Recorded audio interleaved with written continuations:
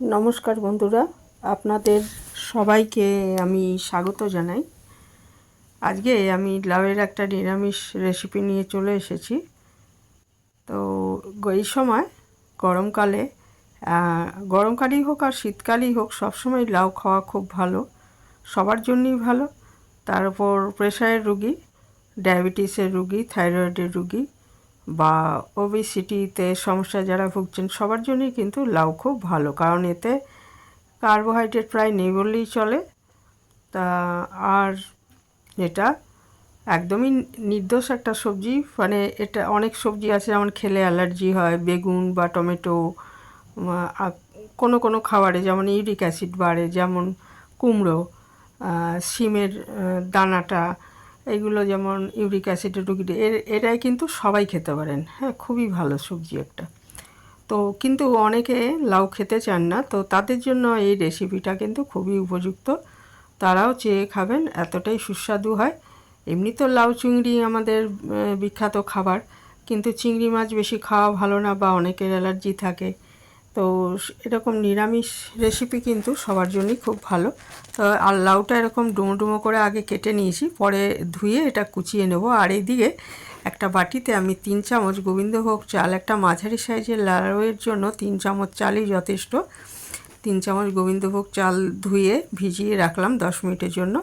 আর ওইদিকে লাউটা ডুমো ডুমো করে যে কেটে রেখেছিলাম বড় বড় করে, সেটা ধুয়ে, আমি সবসময় ধুয়েই কাটি লাউ, ওটাকে ওরকম টুকরো করে ধুয়ে তারপরে এরকম ঘন্টর মতো করে কেটে নিয়েছি। আর এক টুকরো আমি আদা নিয়ে নিচ্ছি, আদাটা গ্রেট করে নেব। এই রান্নাটায় মশলার ব্যবহার প্রায় নেই, আর অথচ খুবই সুস্বাদু হয় খেতে, আর সেই জন্য খুবই স্বাস্থ্যকর। এটা করে দেখতে পারেন, যারা এইভাবে করেন তারা তো জানেনই। তো আমি 2 চামচ প্রথমে সর্ষের তেল নিয়ে নিয়েছি। তো এই সর্ষের তেলের মধ্যে আমি ফোড়ন হিসাবে দিচ্ছি একটা শুকনো লঙ্কা আর হাফ চামচ মতো সাদা জিরে। এটা ফোড়নটার গন্ধ ছেড়ে গেলে এর মধ্যে আমি ওই লাউগুলো দিয়ে দেবো, দিয়ে পরিমাণ মতো নুন আর হলুদ দেব, দিয়ে এটাকে নাড়াচাড়া করে আমি আগে মিনিট 4-5 একটু ইয়ে করে নেব। আদাটা আমি এর মধ্যে দিয়ে দিয়েছি, ফোড়নটা গন্ধ ছেড়ে গেলে আদাটা আগে দিয়ে দিয়েছি। আদাটা পরে লাউয়ের সঙ্গে দেওয়া যায়, তবে আমি আদাটা আগেই দিয়েছি যাতে এটা একটু ভাজা ভাজা হয়ে যায়। তারপর এর মধ্যে লাউয়ের টুকরোগুলো দিয়ে ঢাকা দিয়ে 4-5 মিনিট মিডিয়াম আঁচে রান্না করে নিচ্ছি। তাহলে কি হবে, জল ছেড়ে যাবে। লাউ আগে ভাপিয়ে নেবেন না, এইভাবে রান্না করলে কিন্তু সমস্ত পুষ্টিগুণগুলো বজায় থাকবে এবং খেতেও ভালো লাগবে। তো ছোটো 1 চামচ চিনি, নুন আর একটু হলুদ দিয়ে দিলাম, দিয়ে ভালো করে নাড়াচাড়া করে আমি 4-5 মিনিট এটা আগে ঢাকা দিয়ে ভাপিয়ে নিচ্ছি। তাহলে এটা মিডিয়াম আঁচে করতে হবে, তাহলে এটা কি হবে, জল ছেড়ে যাবে, ওই জলেই রান্নাটা হবে। যদি প্রয়োজন হয় তাহলে একটু জল পরে মেশাতে পারেন, আগে দেখে নিতে হবে কতটা জল বেরোচ্ছে। তো ঢাকা দিয়ে আমি 4-5 মিনিট রান্না করে নিয়েছি। তারপর ঢাকাটা খুলে এর মধ্যে আমি দিয়ে দিলাম, ওই যেটা আমি গোবিন্দভোগ চাল ভিজিয়ে রেখেছিলাম সেটা আমি এর মধ্যে মিশিয়ে আবার নাড়াচাড়া করে নেব, কারণ গোবিন্দভোগ চালটাও সেদ্ধ হতে হবে। ভালো করে নেড়ে চেড়ে দিচ্ছি এটা।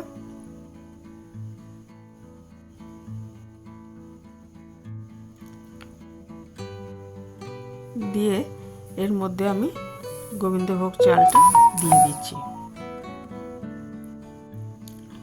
দিয়ে ভালো করে নেড়ে চেড়ে নিচ্ছি।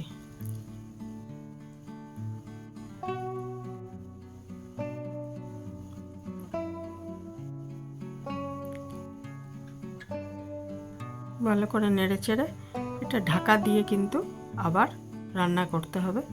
প্রয়োজন হলে একটু জল দিয়ে দেবেন, কারণ চালটা এবং লাউটা দুটোই সেদ্ধ হতে হবে। তো আমিও একটু জল মিশিয়েছিলাম, খুব সামান্য। এটা ঢাকা দিয়ে আবার 5-6 মিনিট রান্না করে নিচ্ছি। আর এতে রান্নাটা আমি কাঁচা লঙ্কায় করব, কয়েকটা কাঁচা লঙ্কা চিড়ে আর কয়েকটা আস্ত আমি দিয়ে দিচ্ছি পরে। এটা আগে ঢাকা দিয়ে আমি আরও মিনিট 5-6 মিনিট রান্না করে নিচ্ছি। রান্না করার পর ঢাকাটা খুলে এর মধ্যে অনেকটাই সেদ্ধ হয়ে এসছে, কিন্তু বাকি রয়েছে এখনও একটু। এই সময়টায় এখানে আমি একটু পরিমাণ মতো ছোটো চামচের হাফ চামচ চিনি আর কাঁচা লঙ্কাগুলো দিয়েছি। কিছু কাঁচা লঙ্কা চিড়ে দিয়েছি, কিছু কাঁচা লঙ্কা আস্ত দিয়েছি। চিনিটা অপশনাল, নিরামিষ রান্না বলে খুব সামান্য দিলাম, না চাইলে না চাইলে নাও দিতে পারেন।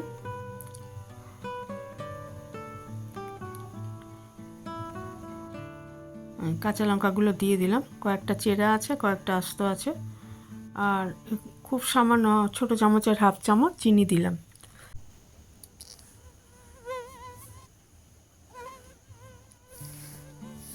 ভালো মতো নেড়ে চেড়ে আবার ঢাকা দিয়ে একটু রান্না করে নেব।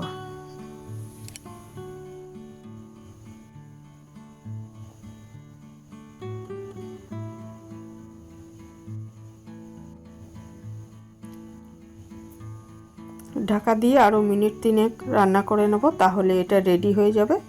আর একদম শেষে মানে গ্যাসটা বন্ধ করার আগে আমি দেখুন, আমি 3-4 মিনিট 3 পরে খুলে নিয়েছি ঢাকাটা। এটা সেদ্ধই হয়ে গেছে। এই সময়টায় আমি 1 চামচ ভালো ঘি এর মধ্যে মিশিয়ে দিচ্ছি। ঘিটা অবশ্যই দেবেন, তাহলে এটা খেতে ভালো লাগবে। গোবিন্দভোগ চালের সঙ্গে ঘিয়ের গন্ধটা মিশে একটা দারুণ গন্ধ হবে। তো আমার রান্নাটা একদমই প্রায় রেডি হয়ে গেছে। গরম ভাতে এটা দারুণ লাগে, রুটির সাথেও খেতে পারেন। তো গরম ভাতে এটা খুব ভালো লাগবে। 1 চামচ ঘি আমি দিয়ে দিচ্ছি, দিয়ে পুরো এটার মধ্যে, লাউয়ের মধ্যে এটা মিশিয়ে দিচ্ছি, যাতে সব জায়গায় ঘিয়ের সুগন্ধটা ছড়িয়ে পড়ে। তো আমার রান্নাটা একদমই শেষ। দেখুন কতটুকু হয়ে গেছে লাউটা খুবই কচি ছিল। এরকম কচি লাউয়ে এই রেসিপিটা ভালো হবে।